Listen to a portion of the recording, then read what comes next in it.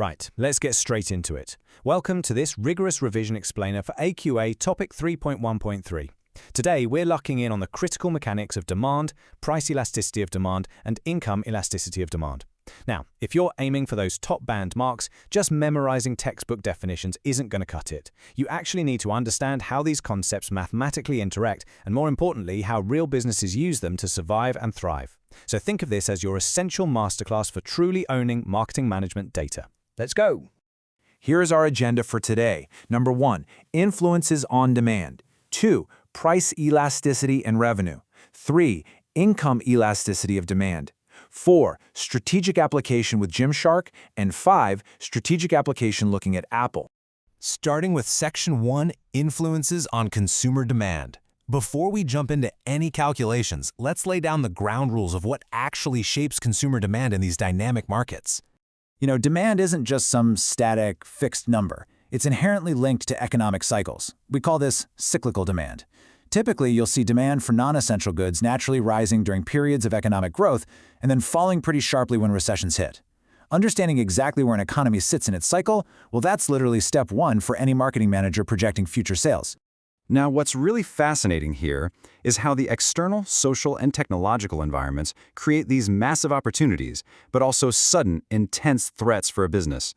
Think about it. Shifts in demographic factors, evolving consumer values, the rise of brand activism, or just rapid technological change can completely alter your market size overnight. A marketing department has to constantly stay on their toes and respond to these shifts just to maintain their market share. Moving right along to Section 2, price elasticity and revenue. We're transitioning into some rigorous quantitative territory now, measuring exactly how responsive your customers are when you start messing with your selling price. To calculate price elasticity of demand, or PED, you've got to strictly follow this formula. It is always the percentage change in the quantity demanded divided by the percentage change in price. A super easy way to remember this for the exam: quantity is always on top. And this brilliantly illustrates the strategic divide we're looking for. The absolute value of your calculation tells a huge story. Price inelastic demand, meaning a value less than 1, means your loyal customers are going to tolerate higher prices without abandoning you. Conversely, price elastic demand, a value greater than 1, means your consumers are highly responsive. If you raise your prices even just a tiny bit, they'll jump ship to cheaper competitors in a heartbeat. So the crucial takeaway is being able to apply this to actual data. Take a look at this table. We've got a business here that rolled out a 10% price increase, and as a result, they've only seen a 5% drop in the quantity demanded.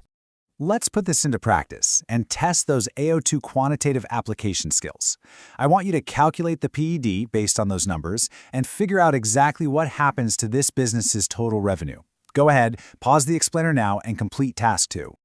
Okay, let's see how you did.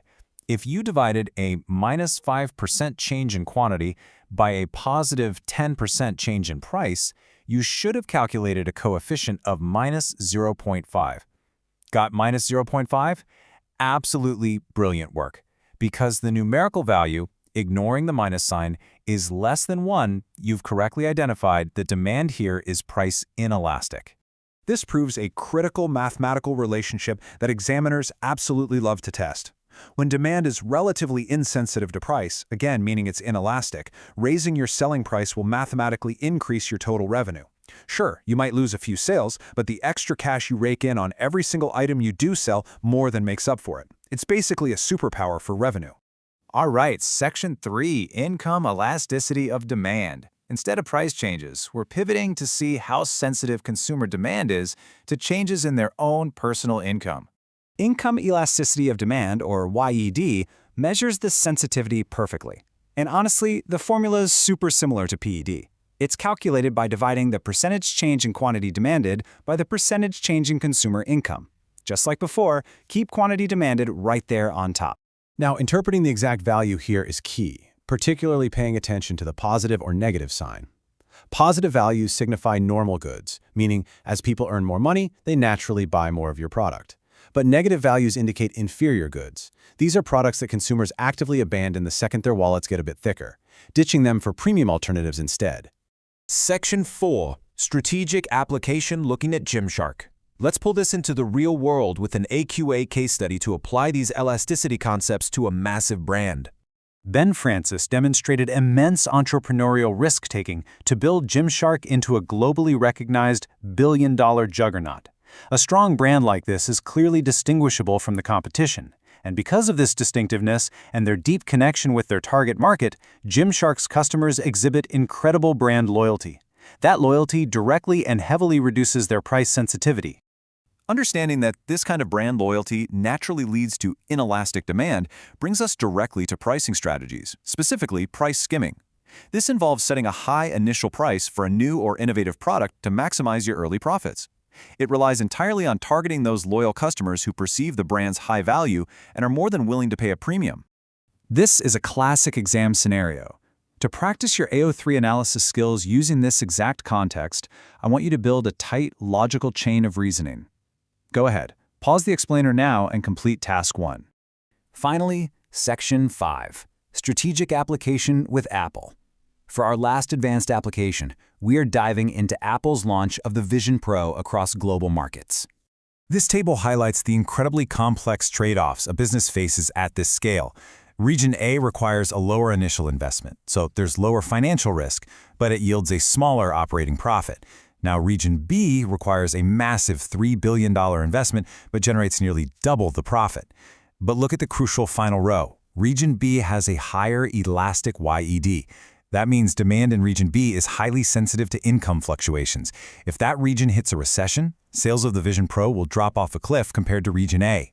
This is exactly where you earn the top marks, weighing up competing factors to make a highly justified business decision. For your final AO4 evaluation challenge, I want you to weigh these long-term investment risks against the potential profits.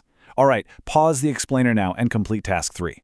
Ultimately, whether you're an agile, culturally relevant brand like Gymshark trying to maximize revenue on a new product drop, or a tech giant like Apple deciding where to risk billions of dollars, the data matters.